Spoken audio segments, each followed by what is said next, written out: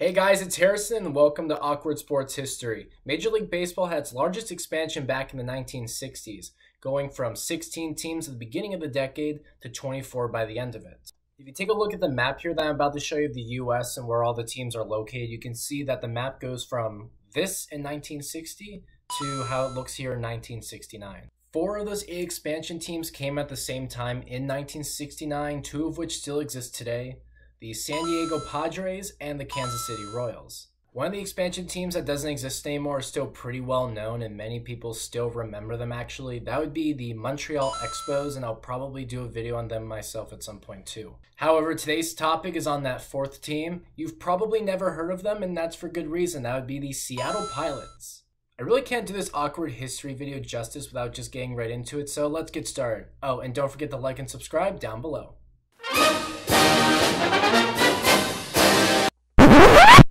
Okay, I'm just gonna let you know now, this is the fastest record scratch I'll probably ever do for this channel. It's just such a disaster story from the beginning that I had to. The Seattle Pilots were originally scheduled to take the field in 1971, but the first season was moved up to 1969.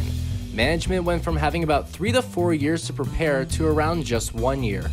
Imagine being told you have about a year to prepare to bench press 200 pounds, and then suddenly you're told you have until next week. Let alone is that no time at all, you'll probably die. The team itself was terrible like most new teams, but that wasn't even close to what was their worst problem. Attendance was abysmal, and oh my goodness, was their stadium the worst thing in existence. It will make Tropicana Field look like the Taj Mahal.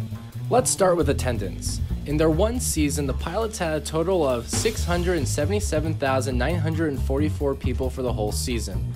That's an average of 8,268 people per game. I don't even have to tell you that that's bad. And the stadium, like I said, was the worst. Six Stadium, and I'm just going to put the name up so you know that it's not the number 6, it's the word sick 'S Stadium. It's actually quite a fitting name. It was built back in the 1930s, and until the Pilots came to town, it only had 11,000 seats. The goal was to get the number of seats up to 30,000, and that never happened. Only 17,000 seats were ready by opening day, and fans were waiting for their seats to be installed on opening day as late as the 3rd inning. Can you imagine what it must have been like being one of those fans at that first game? Excuse me, sir. First pitch was like 45 minutes ago. Can I have the seat I paid for now? Just a minute, sir. I still need to nail it into the floor. Yeah, I can't imagine it was very fun. By the month of June, they got the number of seats up to 25,000 and basically called it quits after that. Many of these seats had obstructed views. There were no field level camera pits, so cameramen were sitting on the roof of the grandstands. Away announcers couldn't see third base and left field, and they did nothing to upgrade the plumbing. Water pressure was said to be non-existent after the 7th inning, and it was worse when crowds were above 10,000. Players had no choice but to wait and shower at home or at hotels after the game. Everything that could have gone wrong for this team went wrong.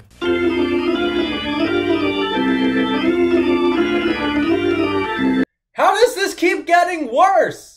They went broke and they filed for bankruptcy. I don't know how they put this whole team together not knowing how they were going to pay for it for more than part of a season. But hey, like I said, this is a disaster story. How did this team ever exist in Major League Baseball? It became apparent the Pilots wouldn't survive unless they found a new owner. Toward the end of the 1969 season, Pilots ownership met with Milwaukee car salesman and future MLB commissioner Bud Selig to negotiate selling the team to him. Selig had been leading an effort to bring baseball back to Milwaukee since the Braves moved to Atlanta in 1966. During Game 1 of the World Series, a deal was made where Selig would buy the Pilots for $10.8 billion. The Seattle Pilots were about to become a thing of the past. Well, unless the state of Washington had something to say about it. The state did everything they could to force the Pilots to be sold locally, but they couldn't find a suitable Seattle-based owner. Legal action began, and the battle to keep baseball in Seattle continued in the March of 1970. The team showed up to spring training as the Seattle Pilots, even though they didn't actually know where they were going to report for opening day. The team's equipment was actually still sitting in Provo, Utah, as the truck drivers waited to find out if they were driving to Seattle or Milwaukee. And this is pretty big because knowing where to go is extremely important, because Seattle and Milwaukee are not remotely close to each other. Here's the distance according to Google Maps. These cities are almost 2,000 miles apart in a 29-hour drive by car. The time zones of these two cities aren't even next to each other. If you drive to the wrong city, you're gonna have a bad time. The pilots became so broke that they weren't able to pay their players. If players couldn't be paid within the next 10 days, they would all become free agents and leave the Pilots with no team for the 1970 season. The Pilots were officially declared bankrupt by a federal bankruptcy referee, and Selig was able to officially buy the Pilots and move them to Milwaukee on April 1st, 1970. 6 days before opening day, the players and the entire baseball world finally knew where they were going to play. When the move was made, Selig officially renamed the team the Milwaukee Brewers. The move happened so close to opening day that Selig was unable to completely rebrand the Brewers in the way he wanted to for the first season in Milwaukee. There were uniform plans that just never happened. All the Brewers had time to do was remove the name Pilots off the already existing uniforms and stitch the new name on them. I tried really hard to find these makeshift uniforms online, but it was almost impossible. The photos you're seeing here are the closest I got. The Brewers ended up keeping the blue and gold colors, so a piece of the Pilots has stuck with them to this day. The city of Seattle continued to sue the American League for breach of contract. They got a move on building a new stadium to try and get a new team. In 1976, the American League offered a new team to Seattle if they dropped the lawsuit. That year, the Seattle Mariners joined as part of the 1977 expansion alongside the Toronto Blue Jays.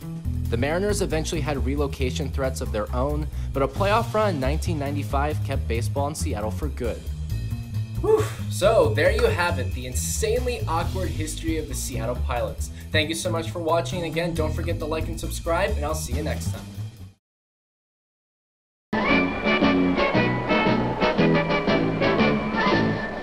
Go, you pilots, you proud Seattle team. Go, you pilots, go out and build a dream. You brought the majors to the evergreen Northwest. Now